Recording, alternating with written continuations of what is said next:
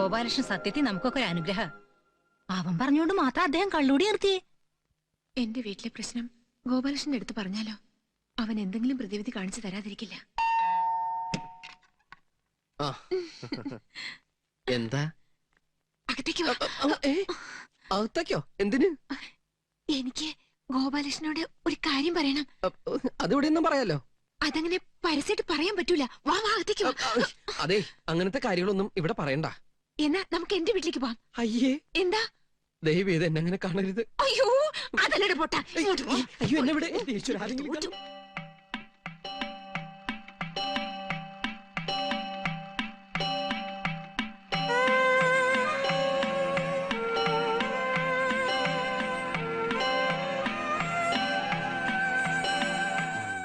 അതാണ് പ്രശ്നം അല്ലേ?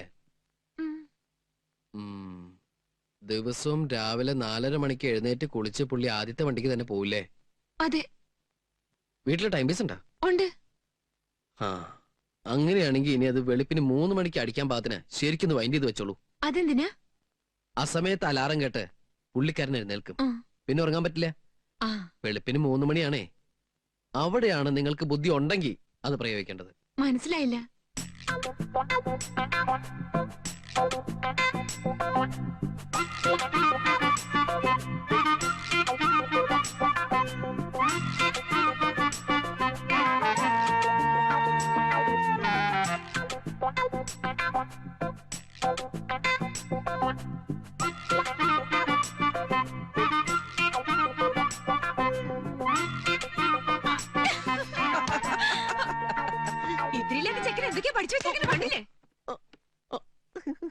കാര്യങ്ങൾ മുഴുവൻ മനസ്സിലാക്കി കഴിഞ്ഞപ്പോ ഇത്തിരി ഇല്ലാത്ത ചെക്കനാ. അത് കൊള്ളാലോ.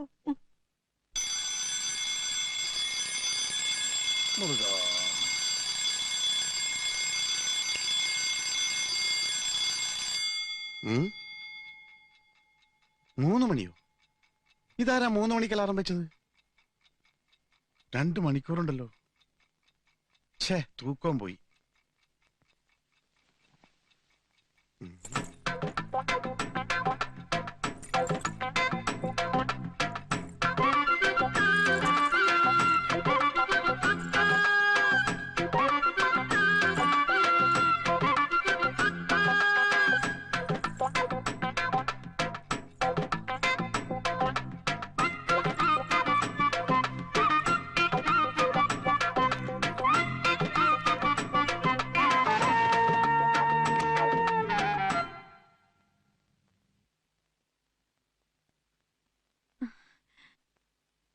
ആഹാ, ആനന്ദ് ഇവിടെ ഉണ്ടായിരുന്നോ?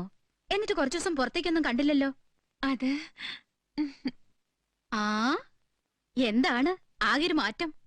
ഇങ്ങ് വാ, ചെവില് പറയാം.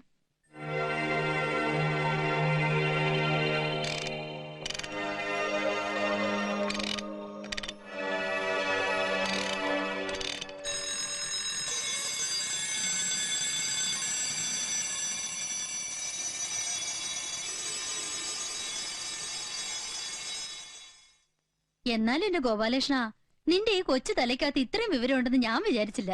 ഇവളുടെ ഹസ്ബൻഡ് ആളങ്ങ് മാറിപ്പോയില്ലേ, കണ്ടാ പോലും തിരിച്ചറിയില്ല. ഈ ഫ്ലാറ്റിലെ പുള്ളിക്കാരനെ മാത്രമേ കാണാത്തുള്ളൂ. അതെങ്ങനെയാ? രാത്രി 12 മണിക്കല്ലേ വരണത്, വെളുപ്പിന് 5 മണിക്ക് പോവുകയും ചെയ്യും. അതൊക്കെ പണ്ട്. ഇപ്പൊ കടയും വേണ്ട കച്ചവടം വേണ്ടെന്നായില്ലേ, എപ്പോഴും വീട്ടിൽ തന്നെയാ. ഓ, അത് ശരി. എന്നാ പിന്നെ എനിക്കൊന്ന് പരിചയപ്പെടാലോ. ഇപ്പൊ ഇവിടില്ല. അയ്യോ, പിന്നെ കച്ചവടത്തിന് പോയോ? അയ്യോ അതല്ല, പുതിയ TV വാങ്ങാൻ പോയിരിക്കുക.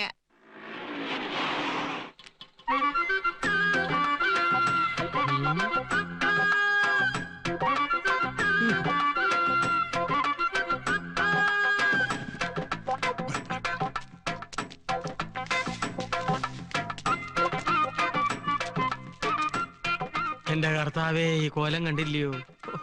പണ്ട് എന്തൊരു ഐശ്വര്യമായിരുന്നു ആ പാണ്ടി കുറിയും കായസഞ്ചിയും തൂക്കിയുള്ള പോക്ക്. എന്റെ ഗോപാലകൃഷ്ണ.